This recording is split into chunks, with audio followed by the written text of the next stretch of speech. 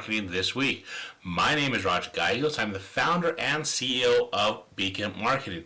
This week we're going to be talking about marketing budget. Specifically, we're going to drill down to 5 things that you need to consider when setting your marketing budget.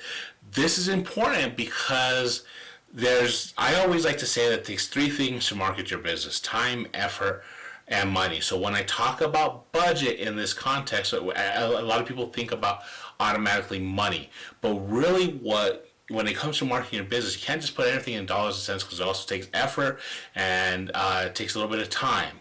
So you want to be able to properly budget those things as well, because if you just sit there and say, well, here's the money, and you don't counter in the time and the energy and effort that you have to put out there, then you might find that your marketing efforts will still come up lagging because you haven't thought of everything. So what we're talking about here, when all these things that I list, keep in mind they're not just for money, but it's all inclusive of everything that it needs to market your business, which once again, it's time, energy, and money. It takes a combination of those 3 things. So when you set your budget, you say, how much time do I want to devote to this? How much energy am I going to put out for this personally? And how much money do I want to devote to marketing my efforts? Because it's going to take a little bit of each to do this effectively. So first things first, you want to determine what are your goals. And this is something that I've talked about a lot. You want to understand, what are you trying to accomplish with your marketing efforts? And the answer should not be more revenue, because more revenue, that's really like an organizational goal, because as an organization, you want to pull in more revenue. So there's certain things as an organization that you could do that will help you generate more revenue. And even as an organization, you want to be more specific with your revenue goals. You want to determine how much revenue, is there a percentage, is there a certain dollar amount, over what period of time, and that's another discussion altogether.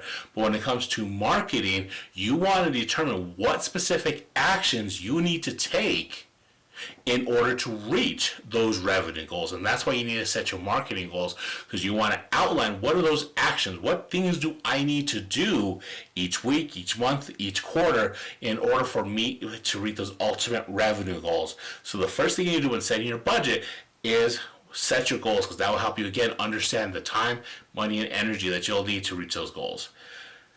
Second thing you want to consider is, who are you speaking to and where do they get the information? So who is your ideal client and what platforms do they use?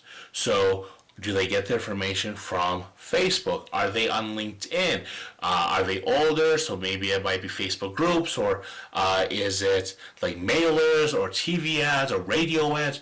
Whatever it might be, understand where your audience gets the information, because then that will help you determine where you need to put your energy. Do I need to really focus on social media? Maybe I need to focus on email marketing, or do some print marketing, or talk to a television rep so I can get some ads and devote money to that, because you want to put your messaging where your audience, your ideal customers, are more likely to see it. And in order to do that, you need to understand who they are and where they get the information. So that's number 2.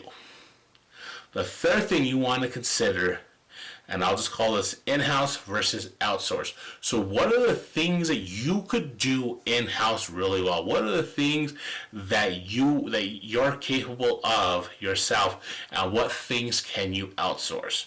And I'll take this video as an example. So for this, because I'm the one with the expert knowledge, I'm the one with the experience, the expertise, and I know what I want to say, I'm the only one that could record this. I can't hire someone else to record this, because I could give them a script, but it will come out wooden, and it wouldn't be the way I want it. So I have to be the one to record this. I am also the one to edit this, because right now, that's what I can afford. I have to edit this. But the designs that you see at the very beginning of this, I'm not a graphic designer. It's actually something that I hate doing. So I actually pay for somebody to have that. I outsource that.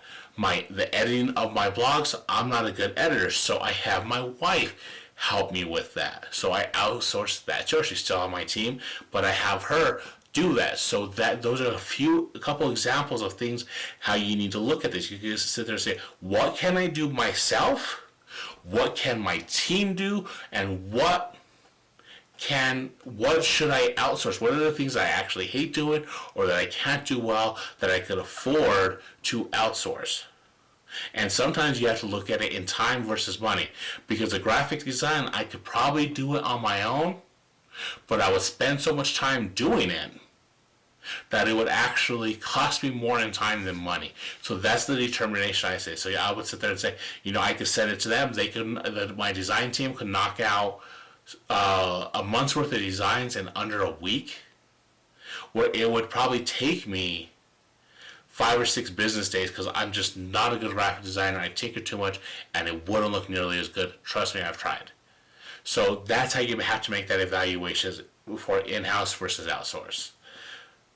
Fourth thing is, as you start understanding this and you start understanding your goals, understanding your audience and the marketing channels that they're going to get the information, and the in-house versus outsource, start with putting a list of all potential monetary costs. So you want to sit there and say, I want to pay someone for graphic design. I need to pay someone for editing. I need to pay someone to, I don't like writing blogs. Maybe I'll outsource the writing, or I'll pay for someone to stand outside and with a spinner, whatever it might be. Just put a list. Doesn't mean you have to use everything. You are just putting together a list of things that have the monetary cost. And the reason I single out money versus all these other things is I'm hoping as you're doing this, you already are keeping in mind of the money and the time and the effort.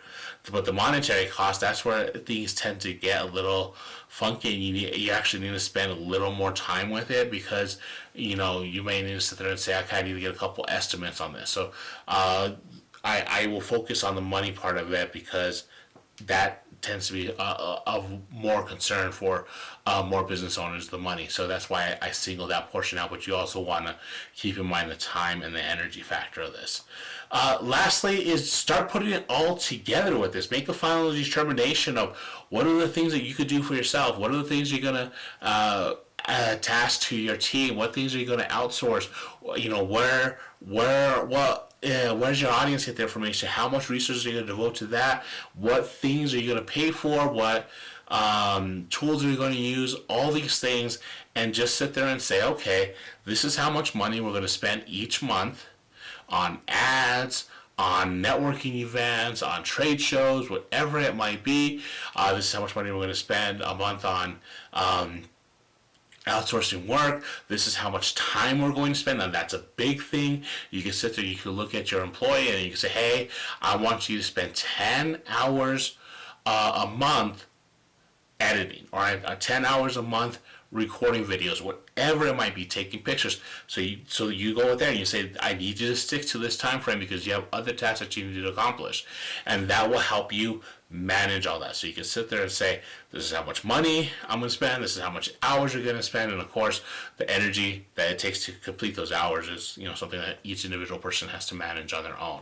So that right there, if you start thinking of those considerations, you will start being able to put together a budget that works for you and that works for your business. So let's do a quick recap.